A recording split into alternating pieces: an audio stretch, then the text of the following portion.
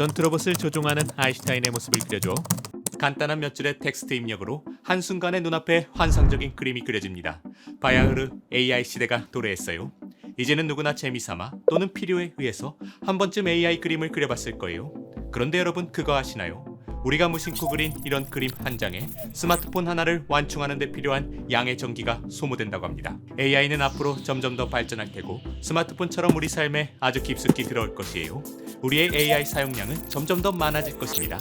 그리고 여기에는 많은 전기가 필요하겠죠. 우리는 AI 사용을 위해 지금보다 더 많은 전기를 생산해야 해요. 그런데 여기에는 문제가 있습니다. 우리는 현재 탄소 배출로 인해 심각한 기후 위기를 겪고 있어요. 기후위기 극복을 위해서는 전 세계가 탄소 배출 제로화로 나아가야 하죠.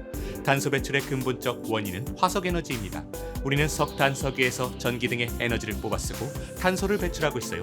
탄소 배출 제로화를 위해선 친환경 에너지 생산을 늘리면서 에너지 사용량을 줄여야 합니다. 그래서 AI 사용으로 인한 급격한 전기 소비량 증가는 더 많은 에너지를 필요로 하고 우리가 기후위기를 극복해가는 과정에 심각한 도전을 가져옵니다. 하지만 인류의 AI 사용은 이제 막을 수 없는 흐름입니다. AI뿐만 아니라 인류 문명이 발전할수록 에너지 소비량은 계속해서 증가할 거예요. 그렇다고 우리가 지금까지 이뤘던 모든 것을 포기하고 말을 타던 시대로 돌아갈 수는 없잖아요. 에너지 사용량을 줄이는 것은 매우 어려운 일입니다.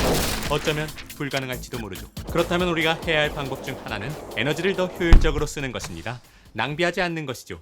영화 수리남을 보면요, 수리남에서 버려지는 홍어를 한국으로 가져와 큰 돈을 버는 장면이 나옵니다. 또 유엔 조사에 따르면 연간 약 9억 3,100만 톤의 음식물이 버려진다고 해요. 이용할 수 있는 전체 식품의 17%가 버려지는 것이죠. 세계 곳곳엔 매년 900만 명이 기아로 사망하는데 말이죠.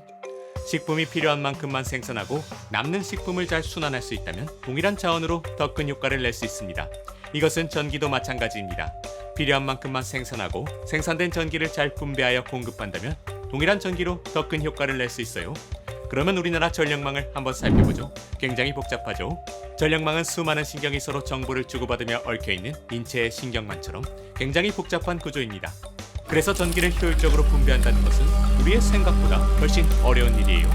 마치 차량이 붐비는 출퇴근길 도로에선 단순한 사건에도 극심한 정체가 발생하는 것처럼 전력망도 작은 사건으로 인해 연쇄적인 과부하가 발생할 수 있어요.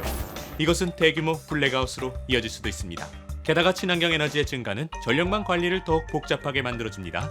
친환경 에너지는 생산량을 예측하기 어려워요. 바람이 잘 불거나 해가 쨍쨍한 날에는 생산량이 많아지고 그렇지 않은 날에는 생산량이 줄어들죠. 그런데 문제는 전력망에선 에너지의 생산량과 소비량이 일치해야 한다는 것이에요.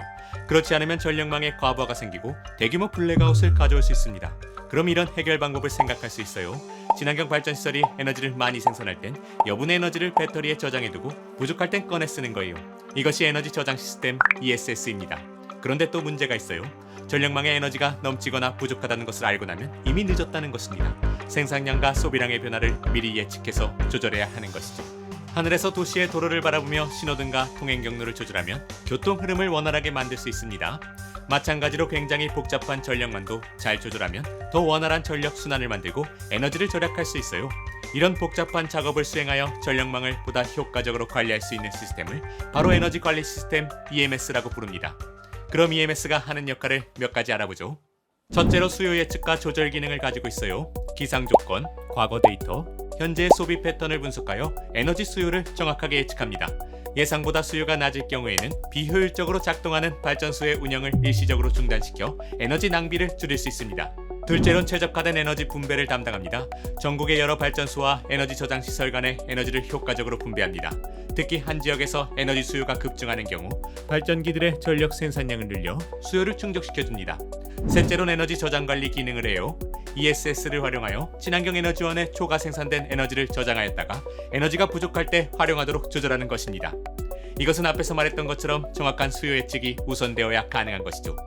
마지막으로 EMS는 전력망에 과부하나 과전압이 발생할 경우 즉각적으로 해당 지역의 전력 공급을 조절하여 전력망의 안정성을 유지하고 대규모 블랙아웃을 방지해주는 역할을 합니다.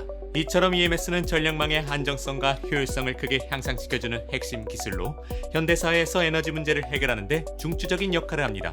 그러나 EMS는 매우 고도의 기술력을 요구하는 소프트웨어입니다. 과거 소프트웨어 분야에 약점을 가지고 있던 우리나라는 상당 부분 수입에 의존해야 했어요. EMS의 수입을 위해 400억을 지불했고 해마다 최소 30억 원의 유지보수비가 해외로 유출되어야 했습니다. 더욱이 수입된 EMS는 국내 환경에 완벽하게 맞춰진 시스템이 아니었기 때문에 이에 대한 개선이 필요했습니다. 이러한 배경에서 대한민국은 EMS를 국내에서 자체 개발하려는 노력을 강화하였고 그 결과 2014년 한국전기연구원은 여러 기관과 협력하여 세계에서 5번째로 EMS 국산화 개발에 성공했습니다. 이 국내 환경에 최적화된 한국형 고품질 EMS는 지난 10년간 세계 최저 수준의 정전율을 달성하며 그 성과를 입증했습니다. 어쩐지 제가 어렸을 때 정전이 자주 발생해서 야간 자율학습을 안 하고 집에 가곤 했었는데 요즘엔 정전이 발생한 적이 없었던 것 같아요. 우리의 이런 편안한 생활 뒤엔 한국전기연구원의 숨은 노력이 있었네요. 한국전기연구원은 앞으로도 우리의 안전과 편안한 생활을 위해 그리고 대한민국의 지속가능한 발전을 위해 끊임없이 노력할 것입니다.